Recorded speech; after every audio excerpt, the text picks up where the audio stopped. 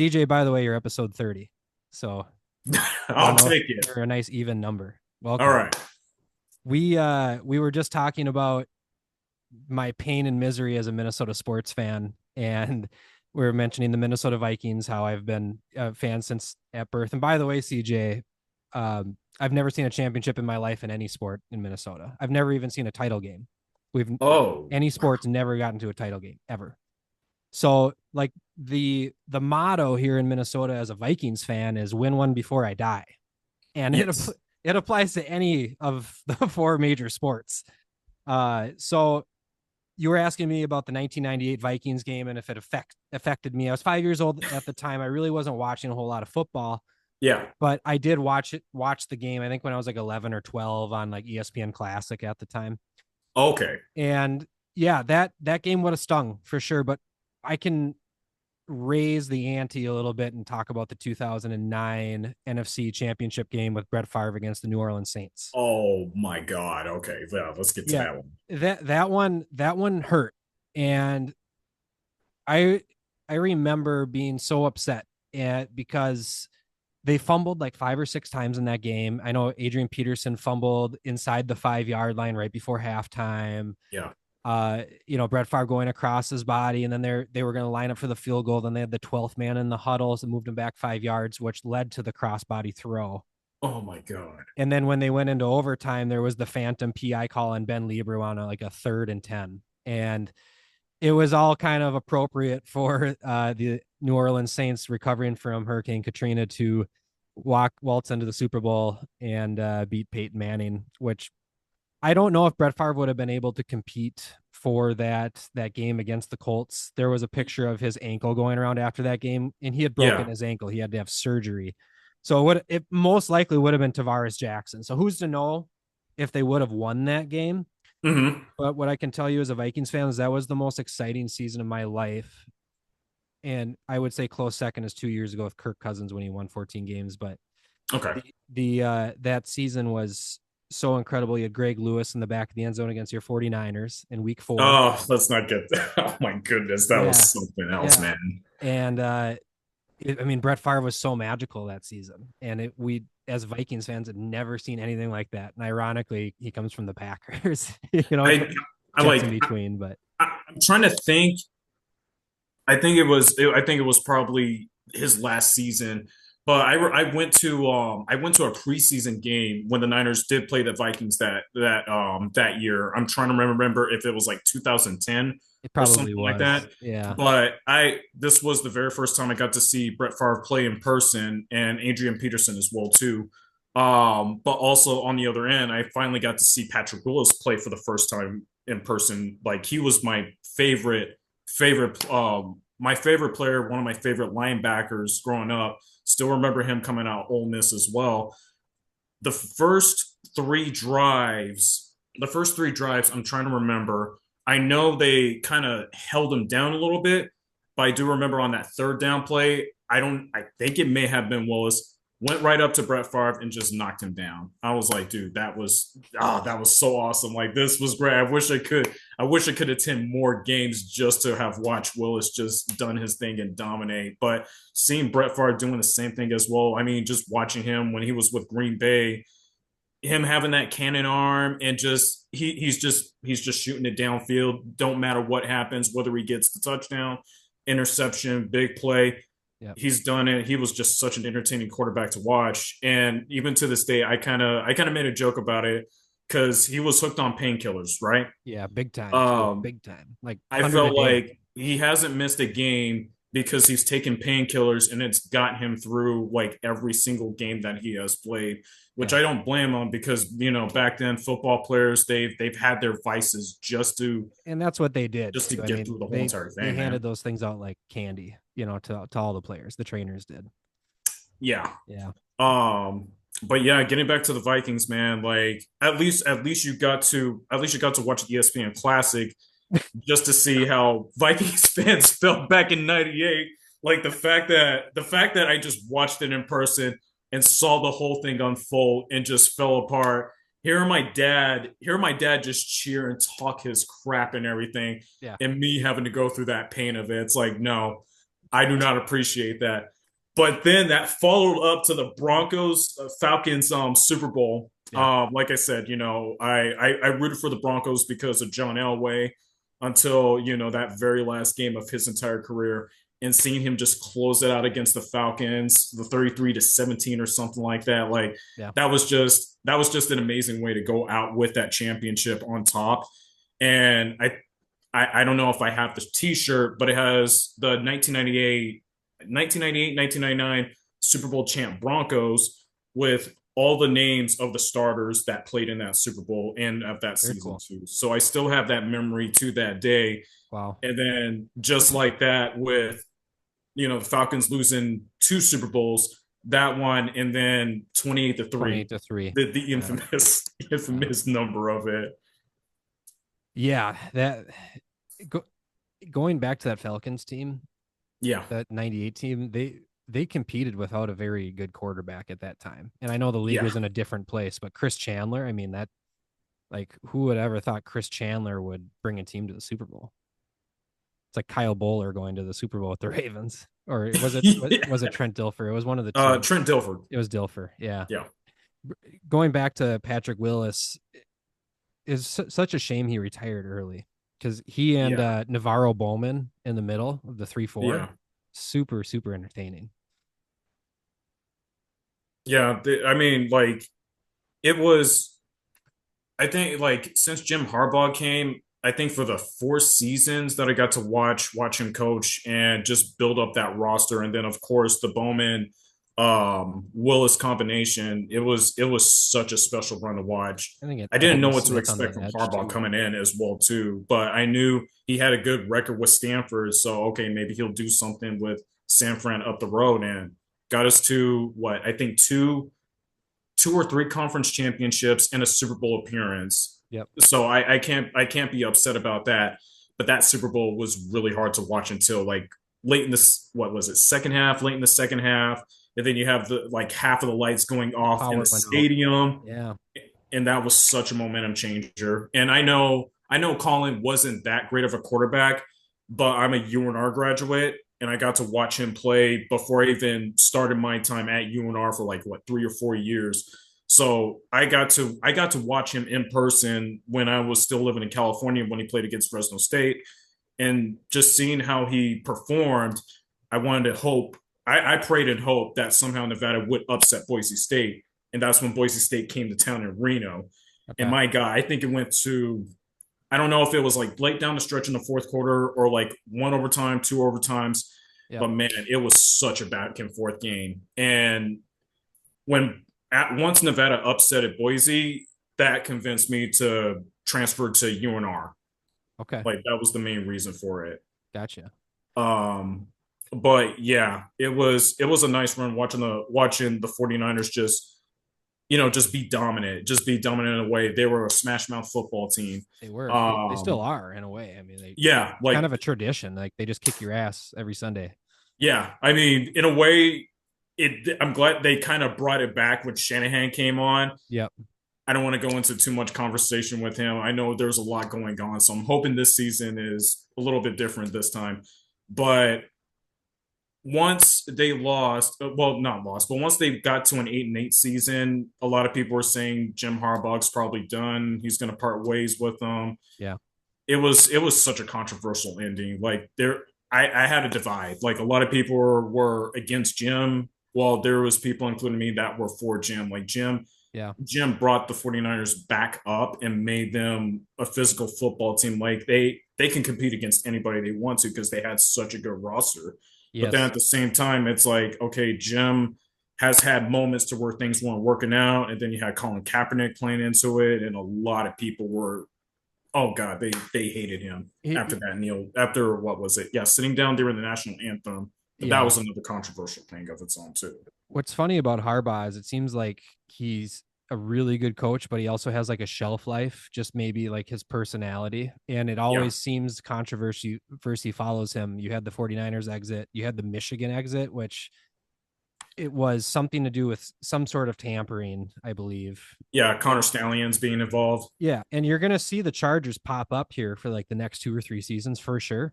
But Yeah. I think everybody knows at this point that there's going to be an epic blow up about 4 or 5 years from now, maybe even a little bit less. As a Vikings fan, because we at the time the Vikes were interviewing Harbaugh and O'Connell. Those were the two that they were interviewing at the time. Yes.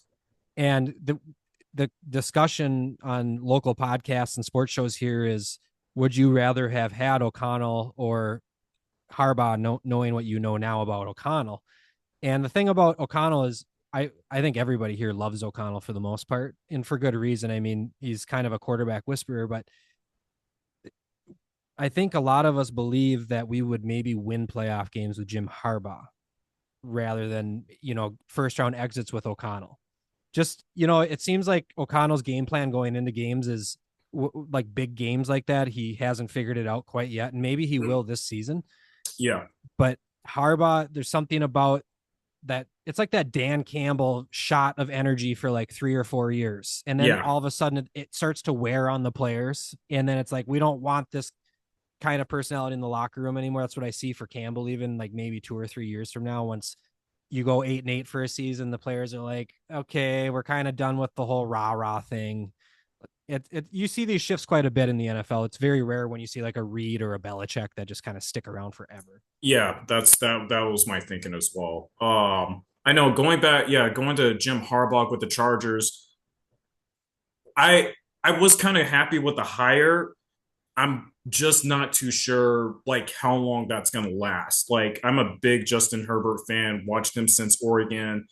I'm still have high hopes that he'll eventually win a Super Bowl, whether it's with the Chargers or a different team. But Jim coming back to the NFL was a little surprising to me. I thought he would just, end up in Michigan and then at some point just kind of retire from football. But him coming back to the Chargers, I think that was kind of a good thing because it gives fans hope. Not saying it's permanent because I knew, like, even for me, I know how Chargers are. Like they're good for a little while, and then eventually, once it gets to the point to where they make the postseason or they have a good run, they peter out. They, like you said, they blow up. So Harbaugh coming back, I have the same thinking. I feel like it's going to be the same exact thing, and then eventually it's going to end up blowing itself up. Like there's analysts and announcers that are saying, okay, they could be Super Bowl contenders because they have Jim Harbaugh, they have Justin Herbert, they have a defense, blah blah blah. Is Greg Roman But there also as the OC? oh, who? Greg Roman. I think I gotta check. I think he's still there too. Okay. And Yeah. honestly, I have my opinions about Roman as well too. He was with the Niners for a little bit, Yes. Yes. but I feel like at some point it might blow itself up. I'm hoping I'm wrong. But with what they have, they could be Super Bowl contenders. But with what I'm looking at in the AFC, it's just really hard. It's really hard to believe that's going to happen. Like you're going to have to get past Josh Allen and the Bills. You still have to go through the Chiefs. You can sweep them in the regular season, Yeah. but the postseason is completely different. And then of course you got the the AFC North with the Ravens, and then we'll see what happens with the Steelers, and then of course the Bengals if they are able to make it to the playoffs. Well, and then you also have the Broncos in your division too, which seem like a really good, well put together team. Yeah, So a lot of competition. Luckily, you get the Raiders twice a year. yeah, So yeah, it'll be interesting to kind of see how that turns out. But I've always had that opinion of Harbaugh where it's kind of like a shelf life coach, but it's a very high shelf life coach. It's a yeah, coach that could potentially win you a Super Bowl. And I would take a Super Bowl that would then result in an epic controversial blow up 2 years later. I just want to see a Super Bowl. yeah. Agreed. Yeah. Uh, So go ahead. no, something came up to me when you just mentioned that. Sorry, man. Okay. Eventually, like if it hits me, I'll let you know about it. Yeah. So I was asking you about fantasy football. You don't really do a whole lot. You're too busy to kind of lock in on it. Yeah. Yeah. Do you work in football, by the way? I never. I'm not right now. Okay. I've been doing independent how do I say this? I'm pretty much a freelancer. Okay. I started out as a blogger in back in 2015.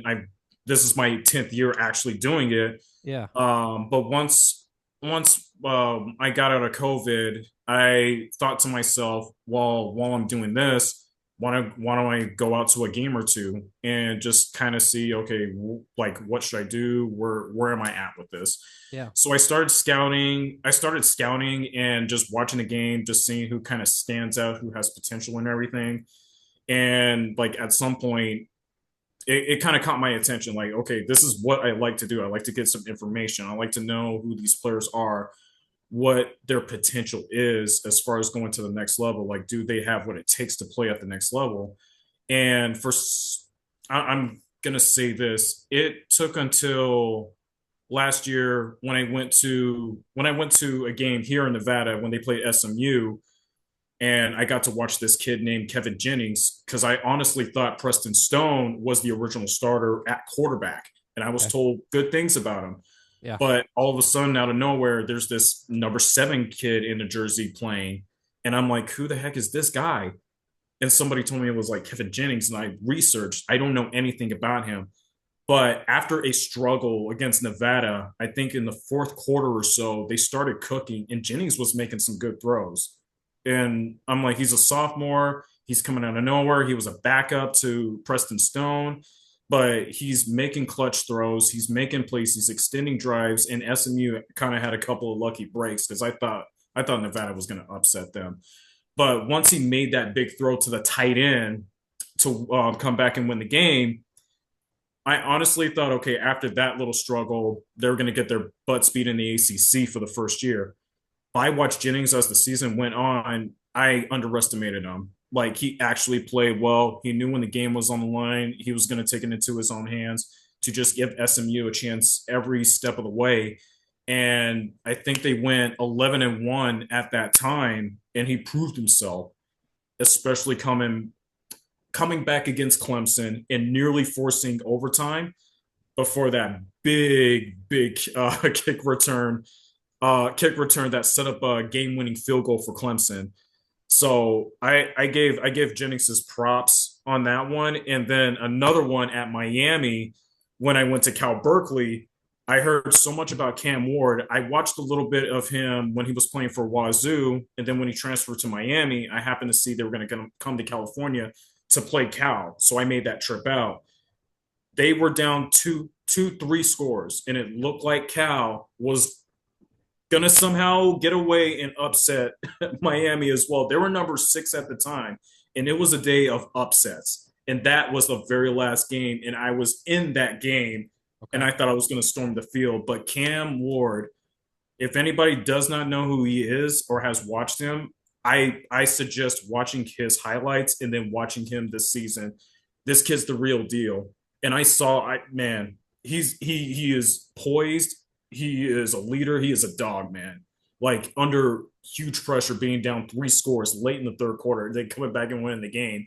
I watched him, I scouted him, and I've thrown it out there. Like he's a good QB. He might actually play one in the NFL. And then one last QB also played at Wazoo. His name is John Mateer. I did a blog on him after he played well, I think in game 5, game 6 of this past season. And I saw he has that Baker Mayfield like personality. Like he's a baller. He knows when the game's on the line, he's going to take it into his own hands as well, too. But he's a good teammate. And I praised him. I praised him for his game. I praised him for his moxie. And then he somehow transfers to Oklahoma, and I'm a big time Sooners fan. So I'm looking at him as a Baker Mayfield 2.0. So going back to everything, I pay attention to what's going on with players, especially the quarterback, since it's that position's a big time focus of football. Yeah. But when I know that there's potential with this player, I'll usually just take notes and just pay attention to see what goes on for the next year or two. And that came down to Justin Herbert too. I saw his stats his freshman year. I thought to myself, he's won games when he's healthy, but when he's off the field, the team has no chance. In the last 2 to 3 years with Oregon, he got him to a couple of bowl games, including a big one, which was a classic against Wisconsin. He ended up becoming a first round pick. So I'm glad that worked out because I talked so much about Herbert. Herbert's going to be a good QB. Wherever he goes to, he's going to work out. And he And turned then the out, Chargers draft him. I'm like, hey, I'm glad the process worked. I'm glad it worked out for him. yeah. So that's why I'm hoping for the same from potential quarterbacks, like whether it's in college or high school. And then eventually I'm going to go down. I plan on going down to Folsom for a high school game. There was a quarterback who committed to BYU. I think he's the number one QB in the 2026 high school class, from what I was told. Sure. So I'm gonna actually go down to watch that game to see what this kid is all about. So you're going back to your blog. So essentially what you're working on freelance work is just going and doing these scoutings, writing these articles, breaking down what you see in the quarterback. Do you have like criteria that you explain in your blogs, like some sort of rating scale, or what does that typically look like? I haven't got to the individual part to an extent. I do my usually like top 10 games of the week or top 5 games of the week. And then I went into doing power rankings for both the NFL and college football this past season, and it's worked out pretty well. As far as individual players, I am considering doing a preview of players to watch for this season, whether it's going into the transfer portal for the next season or going into the NFL. That part's a bit of a project for me, but Sure. I wouldn't mind talking about it just so people that read it have some sort of awareness. Like, okay, I'm going to pay attention to this player and see, okay, what is he all about? Is he good? Maybe my favorite NFL team will want to get this guy to come and play for them. I want to go into doing a bit more of that. Like after we both took a sports class of it, Yeah. it kind of helped me out to kind of give an idea. Like, okay, I'll look into individuals as much as I look into team based rankings. Yeah. Yeah.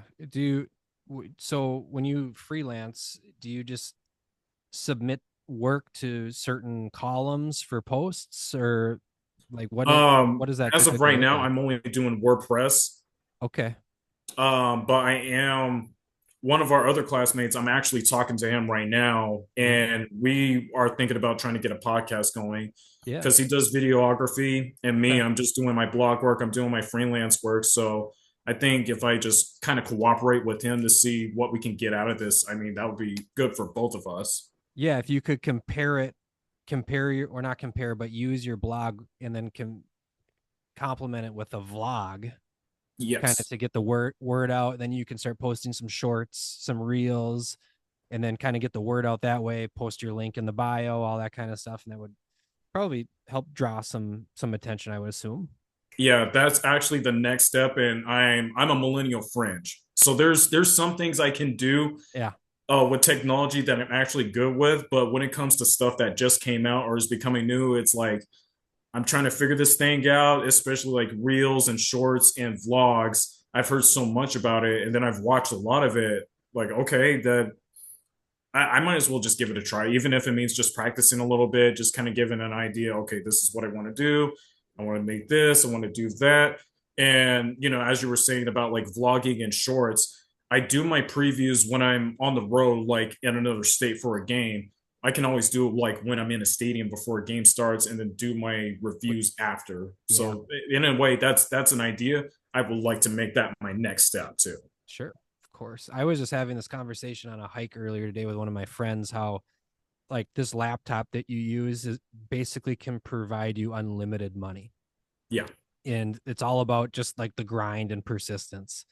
And I've made it a point of emphasis over like the last 3 or 4 months where it's like, okay, when nighttime hits, I'm spending like 3 or 4 hours on my laptop and grinding through all the frustrations that we go through when we're trying to produce video content, and all the yeah. times it like kicks your ass and you yell at it. You have to somehow find a way to calm down and finish the process. And sometimes you'll spend 3 or 4 hours fighting with your computer, and by the time it gets done, it's like 11 o'clock at night and you're thinking, I didn't get anything done.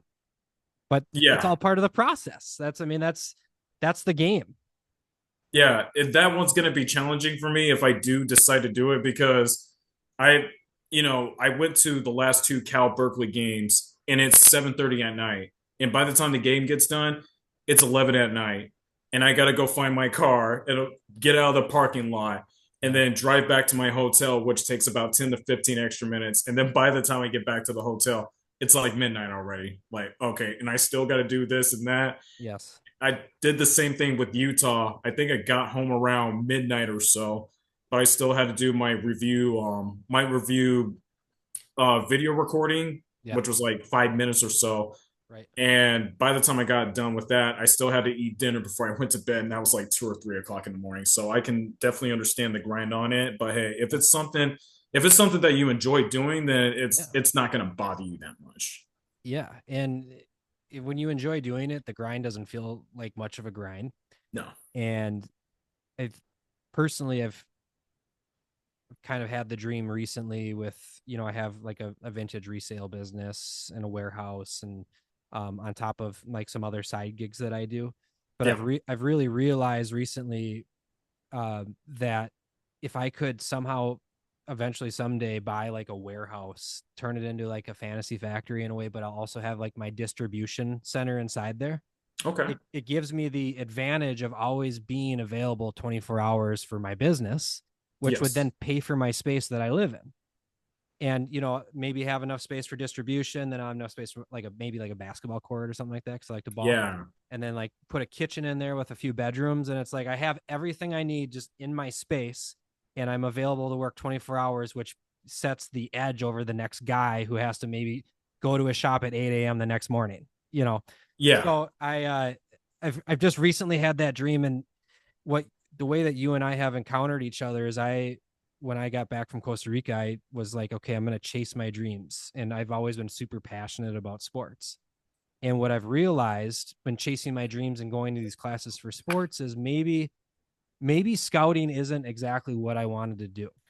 And just from listening to like what the teachers have to say, I was also in a baseball class, Yeah. and it's a grind. There's no doubt. Like it's a total grind. And I didn't know if I really wanted to mix up my passion for sports with work as much as I love talking about it. And Yeah. maybe it's more so the media side as I'm discovering with this podcast than it is working with a team. Which is understandable because you like I know I watched one of your videos about it and it's just like you're more of a communicator while somebody is like distributing the information to you. So you have well, Get Up with Greenberg. He's the one who's doing the media work, but Yep. he has his sources, he has his people like insiders like Adam Schefter or Right. whoever's doing the inside information. They're the ones distributing the information while they're out and about doing their thing. Yes. I can definitely feel that. I can definitely understand what you're talking about. Like Yeah. my thought was doing a podcast. I'm still trying, I'm still practicing with it. It's just a bit difficult for me to do something like that while I have other stuff going on.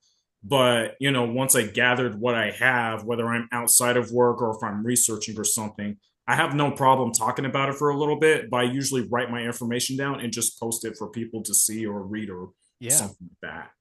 And maybe one hack or one cheat code that you could use is one night when you have some time, let's say you have 4 or 5 hours of time, Yeah. maybe make 4 or 5 hours of content and then you can clip it up throughout the week and post it. So it seems like you are posting and working on it every single day, but Okay. you're essentially just like building like that storage of content, and then you sprinkle it throughout your weekdays. And then that way, the more videos you post, the more that the algorithm recognizes you. Okay. Things that I've learned, just because life's busy, right? Sometimes you Yeah. have 4 hours of available time, and then other times you don't have any time. So, you know, it I've found personally that work has worked really well for me. Okay. Yeah, I'll give that a try. I know somebody was telling me just record what you're talking about, Yeah, and then if anything, just post it and see what happens with it. it's all content, man. Like, Yeah. and you're a very likable person, and if you just continue to kind of talk in front of the computer about what you're writing, even maybe as you're writing, you're talking out loud, clip certain parts, just post it. Okay. I'll keep that in mind. Yeah. And I know there's like a month, yeah, just about a month before football season starts. Yeah, this is when Um, the stuff gets really good. yeah, it's man. If anything, like I'm excited about the NFL, but I'm more excited about college football. And I don't know if you watch any of it or even a little bit of it. So with college football, I actually am starting a role with a company called Sports Info Solutions this fall where I go to Gopher games and log data. Oh yeah, okay. This will be the first time I've ever attended a college football game. And uh, again, the torture of being a Minnesota fan. There's no Minnesota college team to get excited about. So I've never really been into college sports. Like Gophers have been ranked top 25 maybe twice in my lifetime. Yeah, The college basketball team's a joke. Like it's sad. The college hockey team is, state of hockey, whatever. And then as far as the college baseball team, here's a humble brag about college baseball for yeah. the Gophers is 38 straight seasons of an MLB draft pick is one of only 3 colleges in the entire nation. Who would have Oh, guessed? what? No, really? Yeah, yeah. I just read that stat the other day. So getting back to your question, no, I know nothing about college football except when draft time comes around and I watch film. Okay, That's the only time.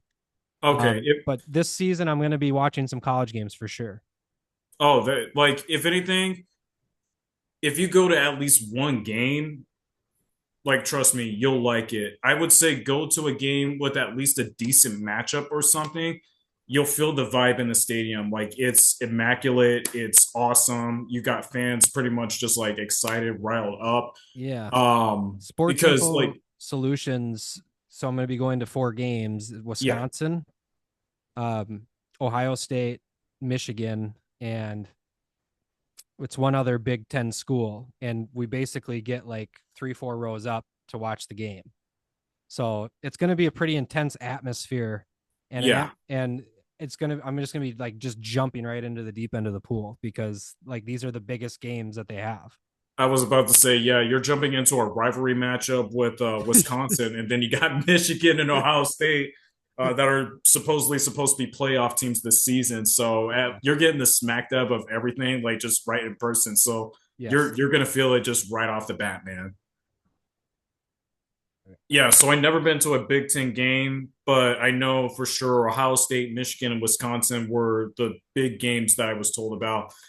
And then I can say I can say UCLA. I've been to that Big Ten game, but that was like when Oklahoma was in town. That was a few years back when Oklahoma was in the Big 12 and UCLA was still in the Big Ten, especially for the young kids that are listening to this.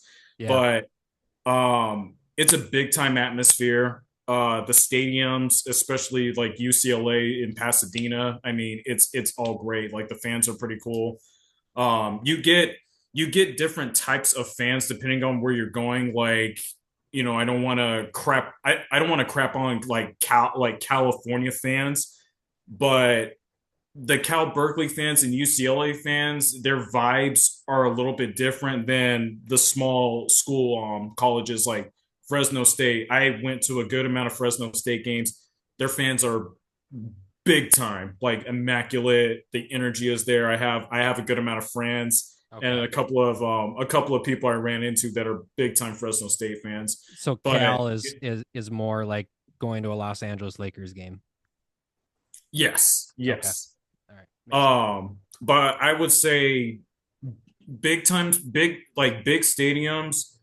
with teams that are doing well consistently, you're going to get those games. You're going to get those vibes. You're going to get those energies. So, like I said, man, like Minnesota like hasn't really been that great like Ohio State and Michigan and everybody else. Yeah. But Minnesota's been consistent enough to where you're going to have those games, you're going to have those feels, and they're going to be able to compete. I would say like Yeah. even like this season, man, you have Ohio State and Michigan and Wisconsin. It's going to work out for you. You're going to like it. I think I am going to enjoy it. I personally, PJ Fleck drives me crazy. Um, and I don't know if you've ever really listened to any of his news conferences or Mhm. the way he talks, but there was like this big scandal like 2 years ago that he's creating a cult, which would actually kind of make a little bit of sense because I mean, like he's so invested in culture, it's incredible. Yeah. Amazing recruiter, right? Yeah. Terrible on the field coach. like below par coach. The timeouts are ridiculous. There's certain play calls that are ridiculous. And the other thing that I'm seeing a lot with college football, just from like some different highlight tapes, is like, why does the quarterback need to look back at the coach when there's 2 seconds left on the play clock and the ball needs to be snapped? Happens whenever have watched Gopher games. Yeah. That's what the offense is. And the other thing that I watch on like a lot of like Gruden's QB camps is Yeah. he's finding that a lot of these guys now just clap instead of Yes. having any kind of cadence. It kind of drives me nuts a little bit. Yeah. I saw. I'm trying to understand that myself. Like, I don't understand the clapping because even I will even put I'll bring the defense to their defense. The quarterback has the right to clap to snap the ball, and yet the defense doesn't have the right to clap. Yeah. They said it's a penalty because that's going to initiate a false start or something. But I'm like, the quarterback that's doing that, that's going to initiate the defense to come encroaching on them, and they're going to end up getting penalized for it. So I'm like, there's got to be like you got to have a sense of like you got to draw a line somewhere with it, and I find that like a bit of a confusing. I find that a bit of a confusing thing because I would think, okay, maybe the clap is just to kind of get the center's attention, Right. which is understandable, but doing it loud enough, that's going to cause the defense to make a movement like across the line. So, I Yeah. mean, I don't know. I don't know how the whole thing works with it. So there are certain things about college football that kind of I just don't care for. That's one of them for sure. Yeah. Um, I do what I do like about college football, how after a first down the clock will stop until they get set again. I think that rule would be great in the NFL. I think it would be fun. Have Yeah. you, switching gears a little bit, have you ever participated in the debate that regarding like 4th and 20 or an onside kick? What's your opinion on that? Have you dug into that? Oh, for So the like NFL, pretty much going for it, right? yeah. So the N just to anybody Hmm. that's listening, the backstory on this is the NFL has for the last few years been really considering doing 4th and 20 instead of an onside kick. So Oh. the team will have the opportunity to go for it on a 4th and 20 to retain possession of the ball. Okay, that's oh man. Okay, so that yeah, that's a bit of a debate. I have no problem with a 4th and 20, and it's just me, playing flag football. When it comes down to it, Yeah. you have one last opportunity to go in for it before you give the ball back or the game is over. But I I I prefer still having the onside kick, and it's me being old school Yeah. because you're trying to give yourself a chance to get another possession. You're down 2 scores. Yep. Okay, so you probably get a touchdown, a few seconds on the clock. You may still have a chance to maybe make a play. College level, if you have no timeouts, okay, get a first down. You still have a little bit of time to get yourself set before the clock runs, or get out of bounds. You still have another play or two to work in to try to get into field goal range or try to score. Um, what I don't what and you might have your own opinion on this. Yeah. I do not like the new NFL kickoff rule. I I don't like it either. I hate it. It takes away the element of surprise. You can't run an onside kick unless you're down and you're in the fourth quarter. I'm like, what? Like, who came up with this idea? Why is this even a thing? And you're just taking away the pageantry and the surprise of football. Like, that's what makes it exciting. Like, you don't know when an onside kick's coming, especially when you're on a kickoff. I've seen at least a good enough times to where somebody ran a kickoff and kind of squib it, but actually do an onside kick to give themselves a chance to get the ball back. Like even Pat McAfee's kickoff, Yeah. man, that still one of the best. It's a And beautiful highlight. yeah, I still love seeing that. The onside kick has a rate of 6% success. The 4th and 20, I just looked this up. The 4th and 20 is Yeah, 5.5%. So you have a higher percentage or a higher likelihood of an onside kick than a 4th and 20 in the yeah. NFL. So, Um, but what would be really interesting about that is the play itself. And eventually there's going to be the guys like the Andy Reeds and I know Bill Belichick's not in the league anymore, but the guys that are going to kind of like figure out the way to go to like 30 or 40%. And then Yeah. the rest of the league is going to be pissed about it.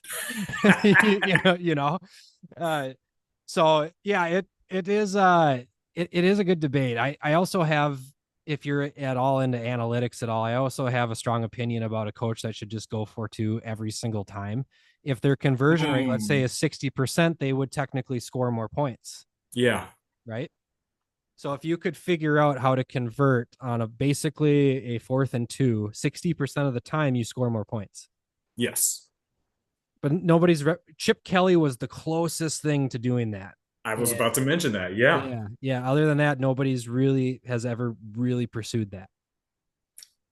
And I'm like, my thing is, I guess it's just who you have on your roster, the setup of the entire thing, and then just a situational thing of football.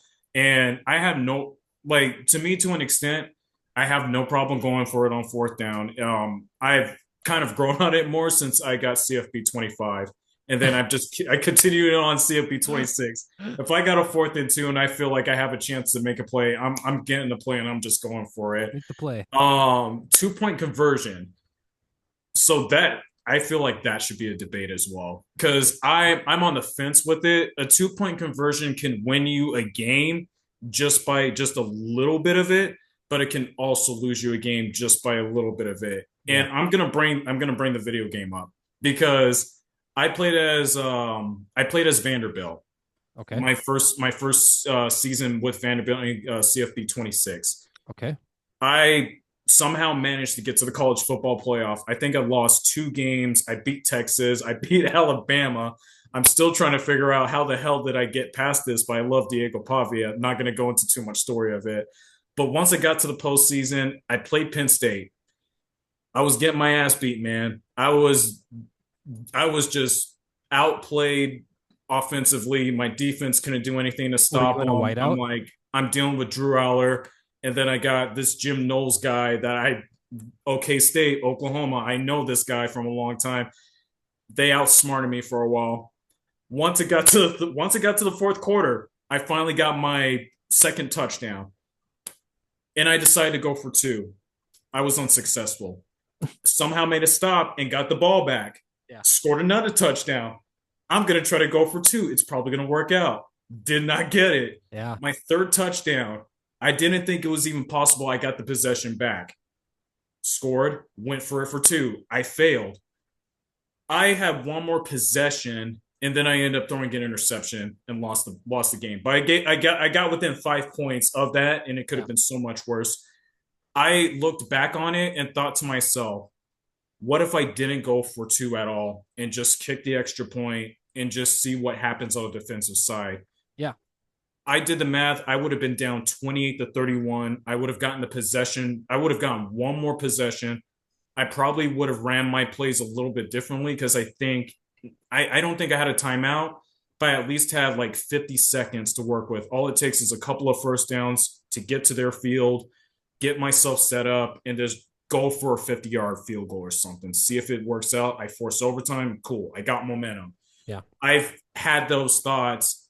And even then, it's just like there's nothing I could have done. I made this decision, but just looking back on it, if I knew I had these opportunities, I could have just gone for the extra point. So like I said, like it's a debate. There's 2 sides to it. I had to go for 2. This was pretty much it. This was my desperation attempt. Right. But hindsight view, I probably wouldn't have gone for it. But if I knew I had those possessions, I would have been in a much closer position. So, two sides to a coin. Either way, either one could have worked.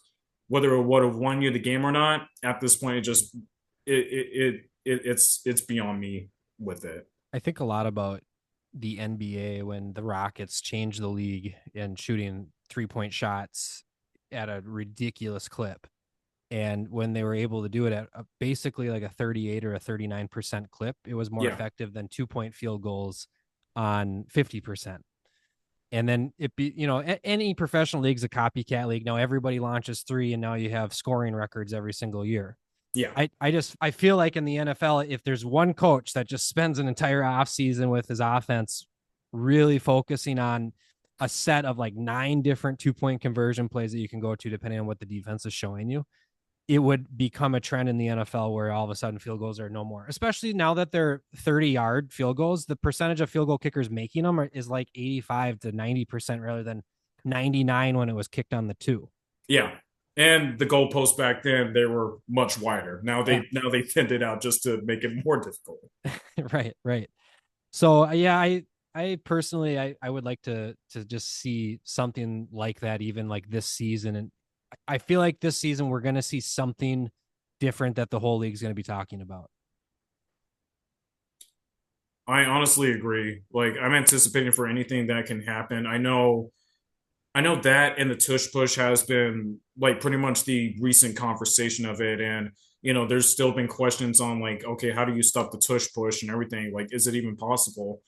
And I mean, it is. It just takes like, how do you prepare for it? What's their habits? Yeah. Do you have the players for it? Do you have the size for it? I don't know. And I will say this though, if the tush push conversation ever comes up, I would just say be ready to watch the Tampa Bay Buccaneers Eagles game because Tampa Bay they I mean they already have Vita Vea, but they added a 420-pound player from Florida. The Florida guy, yeah. Holy crap, man! I Yeah. cannot wait to see what they do. But at the same time, like, can this kid get in shape enough to where he's Yeah. prepared for this too? You think that he's going to make the team out of camp? Honestly, I don't have an answer to it. Like Yeah. that's it, like I would say it's up to the coaching staff, Right. but I would kind of honestly look at Vita Vea and maybe see if he can coach him up a little bit. Yeah, the, the market for 400-pound guys is slimmer only because of what you're talking about in conditioning. I Yeah, think like the closest guy to that number is probably Michael Pierce, who is what 370, 380, and he's got a very high skill level. And he's also yeah, like 5'11.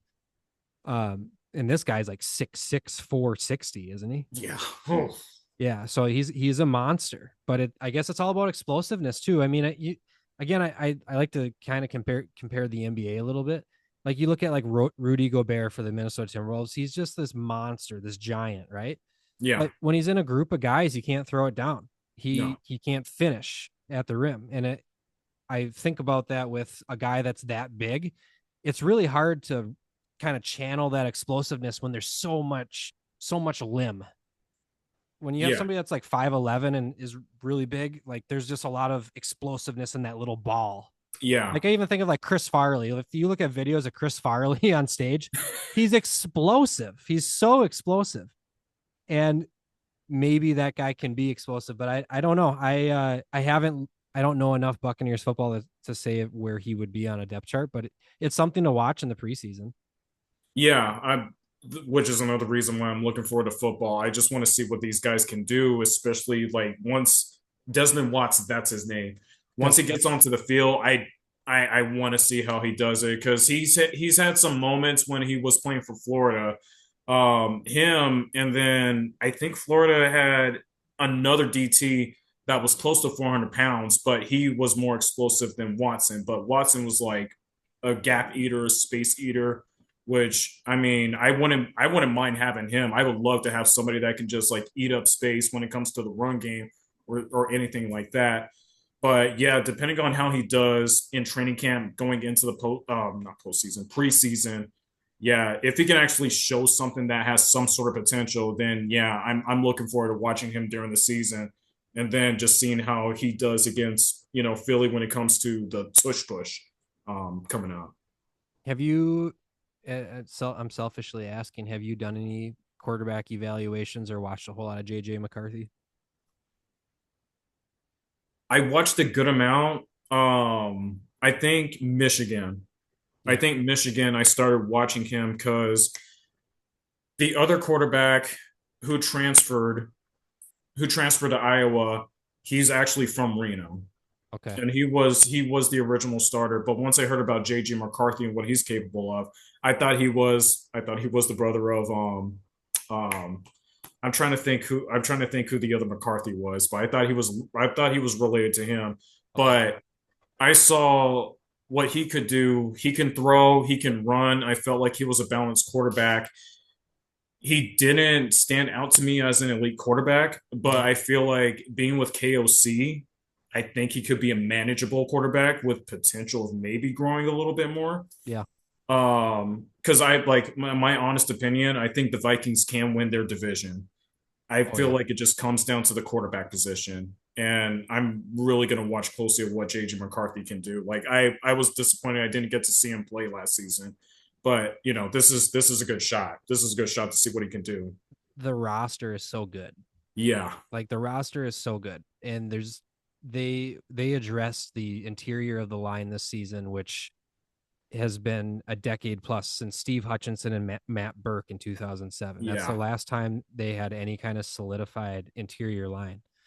So it's definitely going to be something to watch. And now with Aaron Jones and Jordan Mason as the tandem in the backfield, Justin Jefferson, TJ Hawkinson, Jordan Addison, like there's no reason why McCarthy can't succeed. no, I'll, Something that I saw on Pro Football Focus, I think he was rated like 94 when he passes over the middle. And O'Connell's offense is a lot of over the oh middle type of scheme. yeah, So it seems like, and especially when you watch film of even like these training camp videos that you see on X, it seems like a mhm. match made in heaven. And the one preseason game that McCarthy had against the Raiders, it was so impressive. I am incredibly hopeful that McCarthy can figure it out this season. I'm not expecting 14 wins like they had with Darnold, but I Mhm. I think 10 is realistic. The schedule is crazy this season. They're spending Yeah, 2 weeks in Ireland and England this season. yeah. Or in This week gonna five. it's gonna be brutal for you guys. But if you can get off to like an early start and just start cooking at the right spot, I think you guys should be fine. Yeah. I'm like I'm hopeful for you guys. Like the last two seasons, I was rooting for Detroit. I love their head coach. He Yeah. he brought something to the table. He's He got entertaining. me motivated to want to run through a brick wall for him, and I'm Yeah. not even freaking 170 for that one. But Yeah. I felt like after that postseason, I felt like their train kind of ran its course a little bit. Hmm. And the injuries, I felt so bad for them because the 49ers suffered the same amount of injuries as well, too, but they lost so much on the defensive side. Right. It's like how the hell did they get through the season just to get to where they are? But now that you mentioned McCarthy having that high percentage up the middle through PFF, I see this being the problem for Detroit and Green Bay, to be honest. Chicago, I want to figure them out a little bit. They're hard I to don't figure out. know They're really hard to figure how. out. I feel like people are kind of hyping them up a little bit because Ben Johnson's there. Yeah. Um, I mean, if they do well, they do well. They could get to the postseason, but I feel like they kind of got overrated a little bit. It, just me. Yeah. No. And the thing about Chicago is they have never had a quarterback throw over 4,000 yards still to this day, which is absolutely nuts. It seems like an organization that's incapable of producing a quarterback, Yeah, and it will remain that way until it isn't. And maybe this year is the year. But what I had seen from Ben Johnson as an offensive coordinator, not in game, but outside the game in press conferences and interviews, I don't know if Ben Johnson is the leader that Dan Campbell is. yeah. I honestly I just couldn't feel him being the leader. I do see him as like a tactician, like a play caller. But Yes. as far as Yes. like leading a team, I don't know if he's capable of that. I'm looking at the Bears roster, like they need somebody to do it. And he could be capable. Maybe he'll prove us wrong. Maybe he does have that showing for it. But as of right now, until I can see it like just face value for him, I just don't see it kind of reciprocating off the team. But I mean, who knows? We'll see what week one looks like for him. The only time Chicago has been really good is when their defense is crazy. Yeah. And it goes even back to the 80s. In 85, probably one of the best defenses of all time, all the way to like the Urlacher years, sometimes when they were 13-4, and they had not Robbie Grossman, Rex Grossman. They had Rex Yep. Grossman and Devin Hester returning kicks. That was their offense. Oh my God. Yeah. That was something to watch for. Yeah. And then the other dominant era of Chicago Bear football was Khalil Mack and that defense. And I'm trying to remember who the quarterback was at that time. It wasn't, it was after Cutler. And Uh I know. I'm trying to Wow. I'm completely spacing it. It was kind of a nobody. And I'm trying to remember. I think Matt Forte was on that offense. Yeah, Matt Forte was there. I think you're looking it up right now. You should look it up because I'm spacing on who that quarterback was. I'm trying to figure that out too. Like Yeah. it has an inkling on it. I'm trying to think who it You had was. you had Kyle Orton, Jay Cutler, and Caleb Williams, but who was in between? And was it like the last playoff they went to? I think it was because I think they doinked it against the Rams. Mitch Mitch Trubisky, that Trubisky, was in 2020. Mitch Trubisky, yes, I Trubisky. thought he was the worst pick of all time. I thought he was rated too high. He was Yep. okay with North Carolina, Yeah. but they rated him way too high on the draft board. He shouldn't have gone in the first 3 rounds, in my opinion. He had Christian Ponder vibes all the way. Yeah. Yeah, and Blake Bortles vibes too. Oh God. Yeah, Blaine Gabbert. Yeah. Oh, Blaine Gabbert, I was happy he choked for a little while. Oklahoma fan. Missouri beat Oklahoma with him for the first time in years. And I'm like, God, I hate this guy. I hope he does not do well in the NFL. But he did get a Super Bowl ring with the Chiefs, riding as a backup. So you know what? That's fine. That's So okay. Oklahoma Sooners is your team. That's the college team you like the most. Yeah. So you must love Adrian Peterson. Yeah, I have his jersey. Okay. Yeah. His tape at Oklahoma is crazy. I'm I'm just blown away. I'm blown away some by his explosiveness of it, and just the fact that like we've had running backs in the past that were awesome, but he was one of the best running backs in Oklahoma history. Like he was great to watch. I can't think of another running back in my lifetime in college football. Maybe Saquon's the closest thing to Yeah, what AP's college tape looked like. Like Reggie Bush's college tape was incredible, it's insane.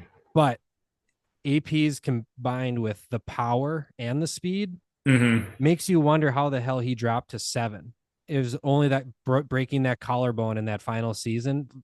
That, in Yeah. my eyes, is not a good enough excuse for that guy to drop to 7 in a draft. Yeah, I mean, if they have to, just let the guy recover for a few weeks, and then at the first moment you get him on the field, he's going to go off. I'm glad he did end up with Minnesota. Like I said, I'm okay with him. I'm okay with him going to Minnesota. I rooted for him, so just him being on there, and I I don't think Randy Moss was on that roster after, right? No, Or was no, he that still? that was post Randy Moss. Okay, Yeah, okay. yeah, it was a combination of Chester Taylor and Adrian Peterson and Brooks Bollinger as quarterback. Yeah. and Oh, wasn't then that something? Varis Jackson got drafted the year after with Sidney Rice. So yeah, it was that was a very interesting time in Minnesota Vikings football, and it was a lot of fun to watch Adrian Peterson run. I mean, I can distinctly remember when I'm in large crowds of people when I was younger. Like even if you're at the state fair and you have to kind of shift around people, like in my Yeah. mind, I'm juking like Adrian Peterson through through different blocking schemes, you Yeah. know. And if I would like bump into like the side of like a doorway, I'm thinking, okay, I just trucked that guy. I was so into Adrian Peterson and running the ball at that time in my life as a fan, Yeah. and he made running the ball super exciting. Yeah. Like I know there's like other true receivers out there, like including Derrick Henry being one of them. Mhm. But I thought Adrian Peterson was just one of those truest not true. I don't know if I said receivers or running backs. Sorry. You It's said receiver, but I know what you okay. mean. Truest running backs, truest running backs. I thought he was one of the truest running backs I've gotten to watch. Like if I have to, when I play a game, I try to get Adrian Peterson on my roster as much as possible and just play the hell out of him. Him and DeMarco Murray was good when he was healthy too. So it was a good run of having Oklahoma running backs like in those days just going into the NFL and just dominating for them. DeMarco Murray with the Cowboys had so much room to run. It was crazy. Oh, I don't, I can't. I'm like, I'm happy that he did well for a little while with them, but at the same time, I'm not happy about it. And I feel the same way with CeeDee Lamb right now. Like he was my favorite receiver, but he ended up with the wrong team. So, So I got a question for you. And Yeah. uh, Dallas Cowboys, you seems like you don't like that team. What are the odds of Joe Milton taking over at quarterback over Dak Prescott this season? Well, It's not zero. I was gonna say it's not impossible. I'm just thinking about Jerry Jones. I'm thinking about Jerry Jones making that decision. If he doesn't produce this season, I'm going with Joe Milton, and I'm just gonna trust his cannon arm is gonna score touchdowns every possession they get the ball. That's my mindset with him with Jones right now. Joe Milton, when some of those clips with the Patriots is crazy. Yeah. They're crazy. And Oh my I God. don't mind Drake May, but I was thinking when the Patriots made that trade, I was thinking, are you sure? Are you sure? Because Joe Milton's arm and his Yeah, ability to scramble is crazy. it's insane. Yeah. Like my thought when that happened, it goes back to RG3 and Kirk Cousins. Yeah. I had the Yep. same thought process. Like if Drake May doesn't work out or if he gets hurt or something, they did draft Joe Milton for a reason too, and for some other reason he could have done well for the Patriots. I'm I can't count out Joe. He's gonna be an interesting quarterback just to see how things go for Dallas because at this point, like this is I don't know what some people think about it. I know Dak got a big contract, but I feel like this is pretty much it for him. If he gets hurt again, or if he doesn't do well, or if the Cowboys somehow doesn't make it to the playoffs, at some point change has to come somewhere.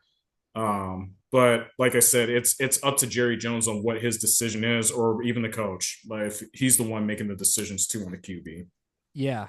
Uh, I think I'm gonna watch some Dallas Cowboy preseason football because I want to watch Joe Milton play. And they also have your other guy there. You know who? No, You know who? we're not going through that You, one. you know who? We're not going through that one, man. But like I said, I'm gonna leave it up to them because again, Jerry Jones is the one making the decision. And I actually made this joke about it. For any Cowboys fans that listen, I hope they understand this. As long as Jerry Jones is alive and kicking, man, Cowboys ain't gonna win the Super Bowl. Like, come on, man. They got their what? They already got what they needed. And these days, it is a circus, man. I mean, Pat McAfee's talking about the Jags being a clown town. I honestly think the Dallas Cowboys is a circus right now. How did Like, Trey Lance get picked third? And by the way, mm, what I do want to point out in favor of the 49ers in credit mm, to the 49ers is you can make and by the way, let's give this advice to my team, the Minnesota Vikings. yeah, You can make a franchise altering decision that could go wrong and still be super competitive. You yeah, at least you went for it. You went for your guy that you thought was the guy that was going to bring your team to the promised land. Didn't work out. You mm, had a plan B that ended up working out just fine for your team. yeah, And I think any team, any organization that has any sort of comprehension and always stays around at least 500 and then goes on those runs occasionally, yeah. go take that home run swing. Try it. That pretty much you just put it right on that point. Like that's my my thing about it was I did want to get Trey Lance, but I figured give him a season or two, and then we move on from Jimmy G and see what this kid has. I know a lot of people was questionable about that pick, but I've been bitching and complaining about the fact that we traded for Jimmy G. We traded for a backup quarterback. Like, why? What was the decision by our John Lynch, was it Lynch? yeah by John Lynch? Yeah, thank you. Because he's I didn't handsome. understand why John Lynch went for Jimmy G because I've heard rumors or I think it became a fact. John Lynch originally was trying to go for Tom Brady, and Oh, honestly, I would have been surprised, but at the same time, Brady is a big time Niners fan. But when Belichick said no to that, I would have figured John Lynch would have taken an L and we look into the draft. Like there was honestly two seasons down the road, we work with bridge quarterbacks, backup quarterbacks. They're the starters, and we just work our way to getting more draft picks for the future and just have some draft capital. Instead of looking at that, because Baker Mayfield Baker Mayfield was one of them. Like I was looking at him, I was looking at Josh Allen. My friend was looking at Lamar Jackson. I was thinking one of them could have been the 2018 Niner quarterback, but instead he Yeah. went for Jimmy G. I lost it. I was thinking, What okay, pick? this is What pick did they have? Was that the Trey Lance draft? no, that was No. back in Yeah, 2017. Lamar was 17, right? Yeah, 17, 18 Yeah. or something like that. But I know it was around the same year that they like Lamar Jackson was the pick. Next year, Baker Mayfield and Okay. Josh Allen were the next picks. Okay. But instead of those being the ideas of who to go for, they traded for Jimmy G.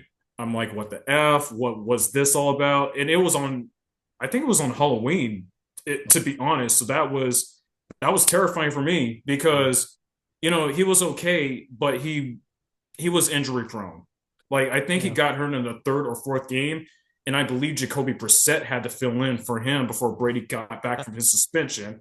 So I was not happy about it. Yeah. And Niner fans around, they were delusional. And I'll admit this.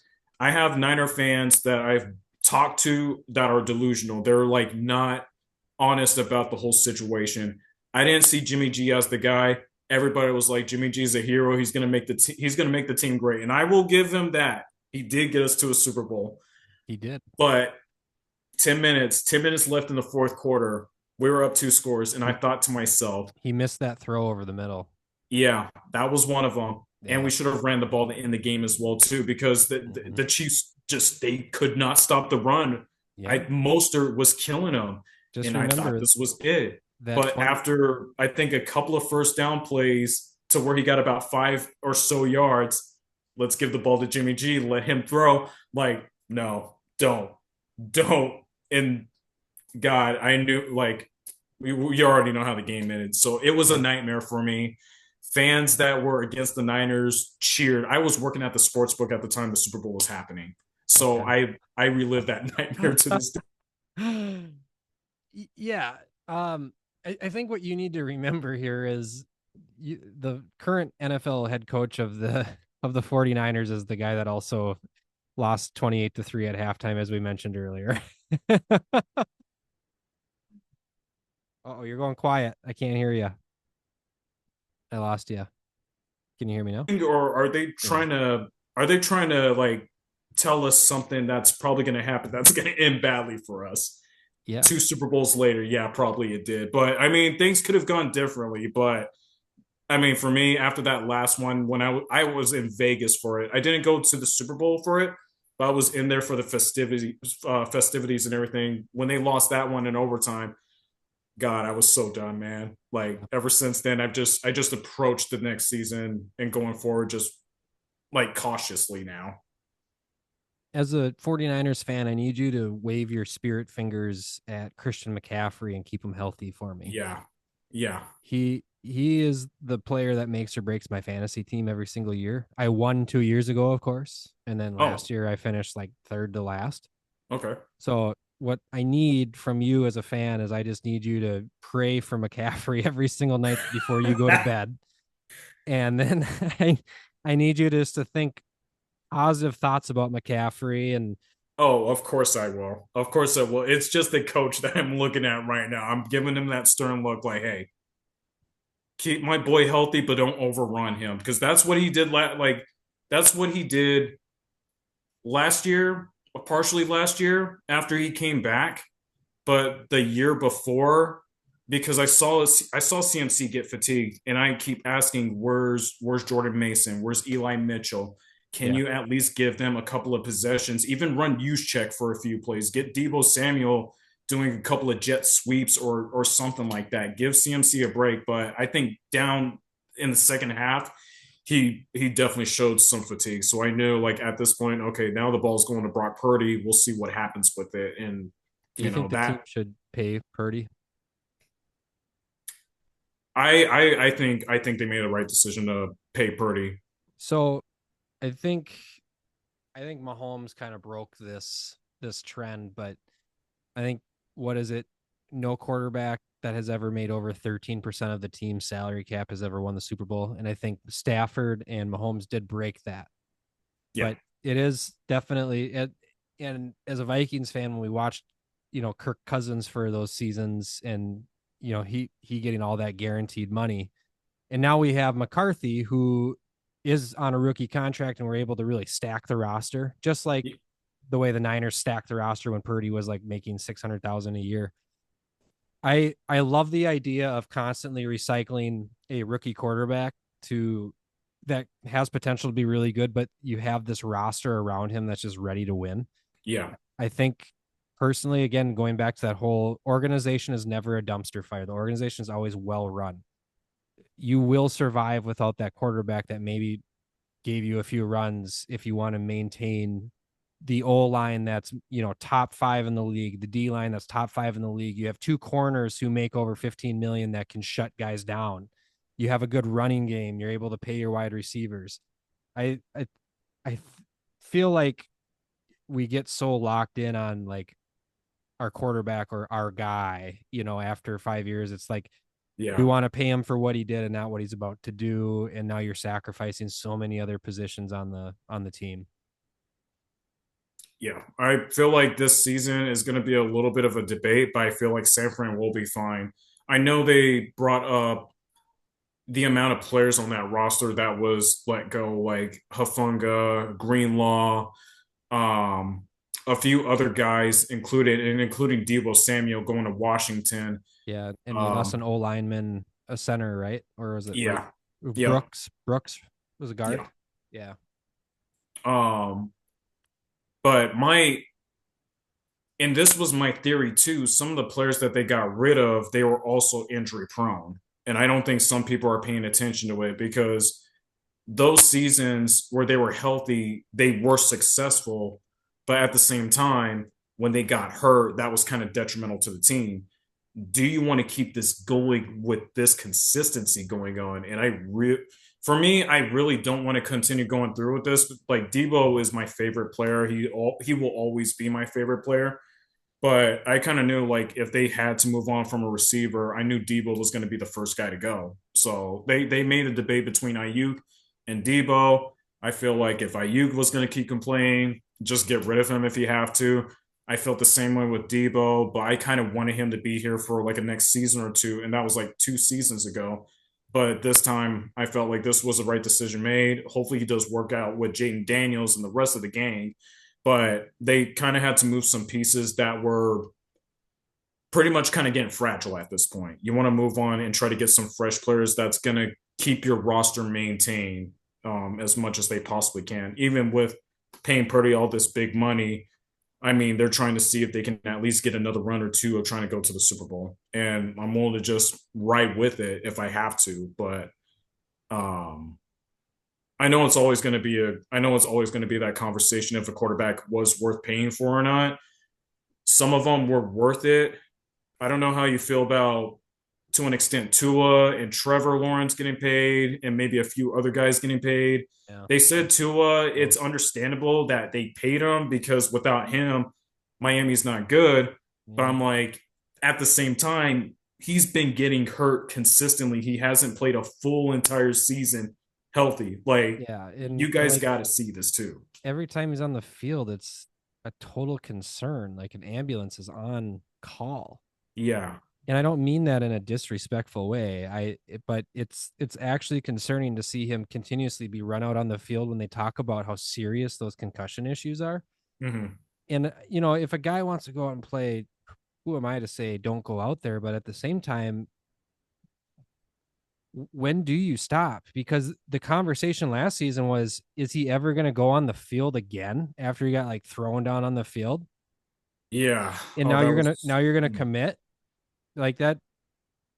No, I don't mean any disrespect anyway, but you have to be. This is a business in a way, and you have to run it with some sort of responsibility. And I don't know if that's a very responsible financial decision, especially when there's Yeah. other positions that have to be paid and secured long term. I mean, McDaniel is a good enough coach to get a guy like let's say Miami got like a guy like a Sam Howell instead of a Skylar Thompson. I think a Sam Howell on the Miami Dolphins would win you 7 to 9 games. Yeah. So That's an interesting decision. It really is. And then the Trevor Lawrence thing. I mean, what happened there? I'm still trying to figure it out. Like once he got his extension, I'm still trying to figure out what did he do to get an extension on his contract? Like did he won he won a playoff game, right? Jacksonville, before he sprained his ankle 2 seasons ago, he was having like MVP type season. Then he sprained his ankle, missed like 7 or 8 games. I think the Jags still made the playoffs, but it was like when he came back, he wasn't the same. And then Yeah. all last season, I mean, what a disaster. What an absolute disaster. And I don't think Christian Yeah. Kirk made that big of a difference for Trevor Lawrence. So No. that that needs to be studied 100%. Is that a guy who lost focus after he got paid? Honestly, that is a good question because he is actually one of the last he's actually one of the last 2020 QBs. Well, no, I could be wrong because Justin Fields is still active. He's actually the starter for the Jets, but Yeah. going back to 2020 QBs as far as production wise, I mean Trevor Lawrence is like one of the last 2020 QBs who's even getting any production out of his team. But even then, yeah, like you said, after that MVP season he had, he just went downhill, and I just haven't heard much of his name ever since. I just don't know I honestly just don't know what's going on. So I'm hoping for a bounce back season from him. Yeah. I mean, even in the AFC South division, it anything's possible. You can say Texans are going to win the division, but even then, they still had to get past Indiana just to go to the playoffs. So, but I don't I know how I feel about Stroud either. I think he's all right. So I like him as a QB, but I don't know. I haven't really felt convinced that he's actually going to work out like as one of the faces of the franchises. The last two games against the Ravens, they didn't even score an offensive touchdown. right. The one touchdown they got was, I think, on defense or special teams, but Yeah, he has yet to some get sort an of offensive return. touchdown. Yeah. And they play Baltimore again. So I have to see him play much better Yes. to like what he did in Georgia, like that's what made me convinced, okay, he can work out. Yeah. But if he can't get past that Baltimore defense with their secondary wasn't even that good last year too. Yeah. But he Right. still couldn't get past them. So I need something from him this year. I have the 2021 quarterback draft class, and it's a pretty poor collection of guys. So you had Yeah. Trevor Lawrence, you had Zach Wilson, you had Trey Lance, you had Mac Jones, Kyle Trask, Kellen Mond. As a Vikings fan, that was fun, and Davis Mills. That was your NFL quarterback class of 2021. Yeah. It's That's you know, that. COVID Yeah. is one hell of a thing, man. It really effed up the scouting that season.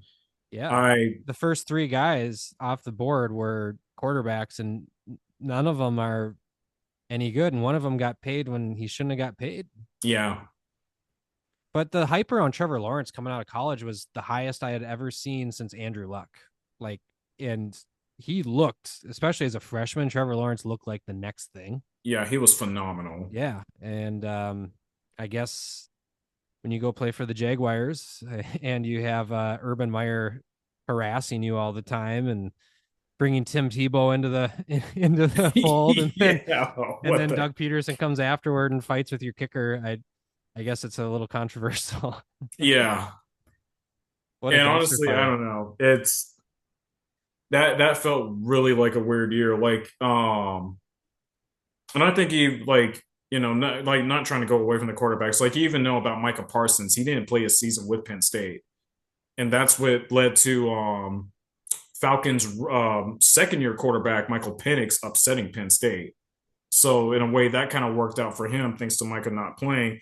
Right. But yeah, going back to the quarterback in 2020, it was such a weird season. I don't know if it's because like with the whole situation whether college football was going to even have a season, Yeah. it may have kind of like effed up the process like for everybody because nobody knew if they were even going to play, if they were going to even take the field to go practice or even train. They had to do their own individual training, like Right. in their own like quarantine setting.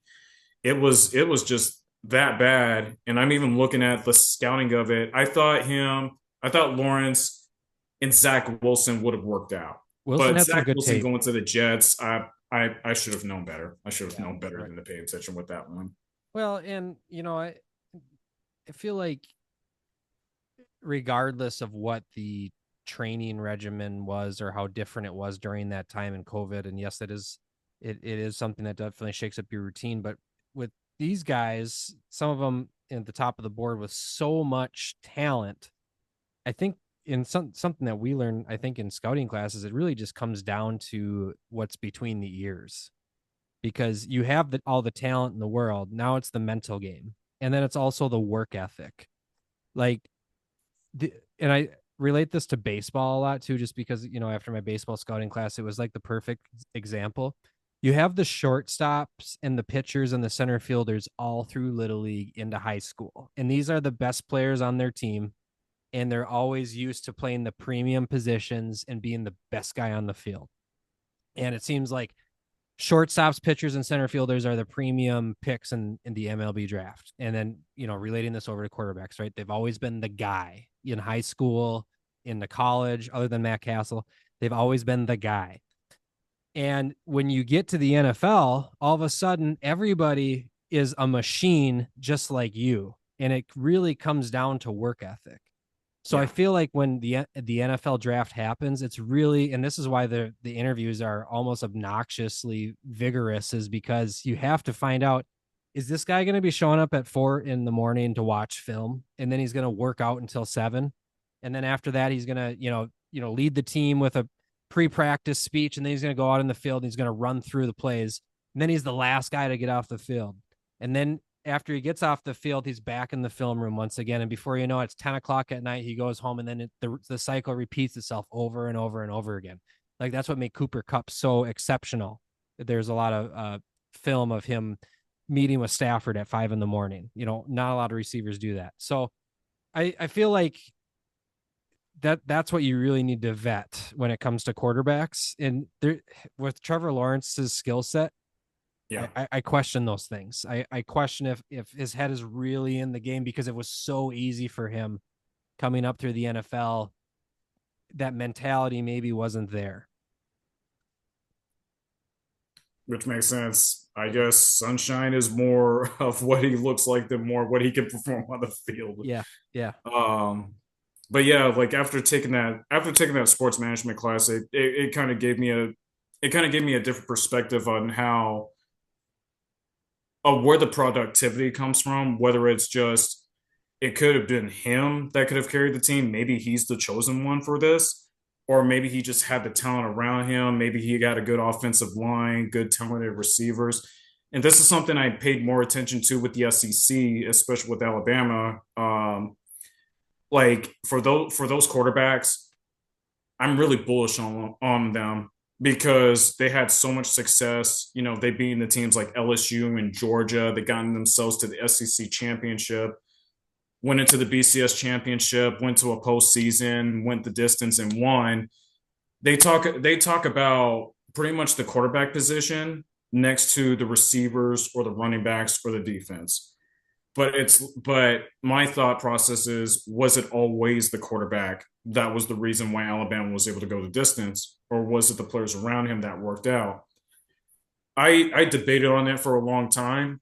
I didn't know what to make of AJ McCarron being that good of a QB. I thought he had a great defense and a great amount of talent, including receivers and running backs, and a great yeah. offensive line. They went high for those 2 to 3 years before McCarron went into the draft, and he ended up, I think, in what, like fifth or sixth round or something. He went late. Yeah. The I Raiders, right?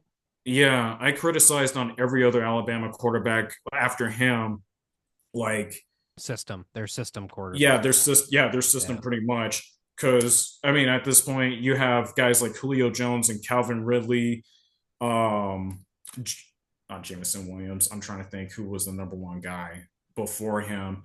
But those types of talents were the reasons why Alabama was that successful. And then you got like three to four layers of defensive players that are making the first 2 to 3 rounds every single year too. But I had to criticize at least a good amount, including Jalen Hurts. But he also went to Oklahoma, and even Oklahoma QBs, it's like, were they good like for that long? I'll give Baker Mayfield and a few other guys a break on it. But were they good for that long, or was it that talent around him Yeah. that made him successful? And Hurts may could break the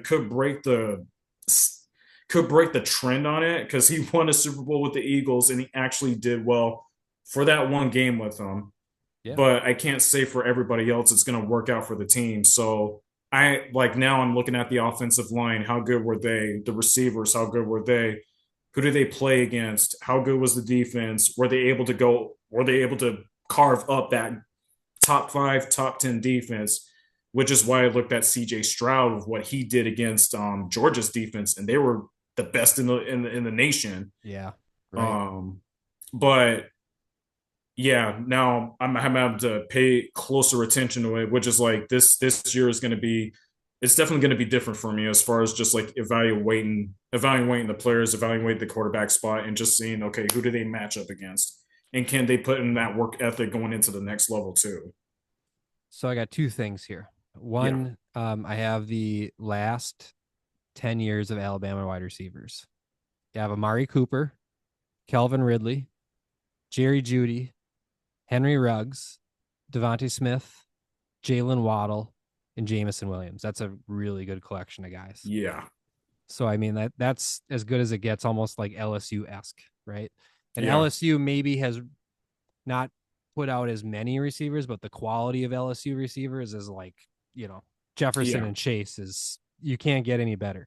No, him and Justin Jefferson on the same team. I'm like, dude, that is a freaking cheat code. That That's is just insane. unfair. But But Joe hey, Burrow, yeah, throwing him in there, my God. there was Okay, a so third guy, right? Or was there not? I don't think I Okay. don't think there. I mean, my only third guy I would think of is the tight end position. I'm trying to think. I'm trying to think who it was, but I've always known it's Justin Jefferson and Jamar Chase show before the third receiver or pass catcher. Yeah, if you're pulling it up right now. Oh, Terrace Marshall.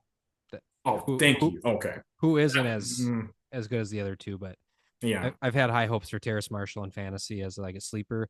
It's on the he does play for the Panthers, so like maybe Yeah. there's something there still, but he's got good size and good speed. I think about it. I still look at him as like a sleeper for fantasy personally. Maybe Bryce Young kind of figures it out this year. I'm hoping for him. Like of all quarterbacks, I did criticize Bryce Young, but at the same time, I thought at some point he'll prosper. I'm just hoping Carolina can get their shit together. But I'm glad he cooked down the stretch of the season too. Yeah, it was kind of a feel good story to watch that happen. Yeah. You have anything else to add tonight? No, that is it. Except the Hall of Fame game is in 2 days. College football is about 4 weeks or so away, probably less than that.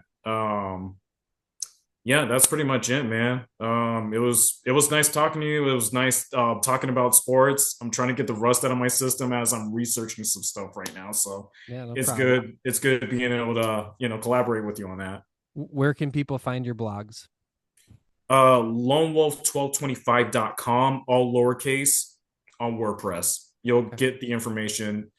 I'll have some random stuff on there as well too. It won't be always football. It won't be always, random sports stuff. I'll have a little bit of basketball, and then next year I'll have some World Cup stuff too. I would love to talk some basketball with you. I love basketball. Um, and I will also we'll put your website in the description for anybody that's still listening. Like, subscribe, comment, follow along with CJ's blogs. Thank you so much. All right, thanks so much, Jesse. You have a great night, man.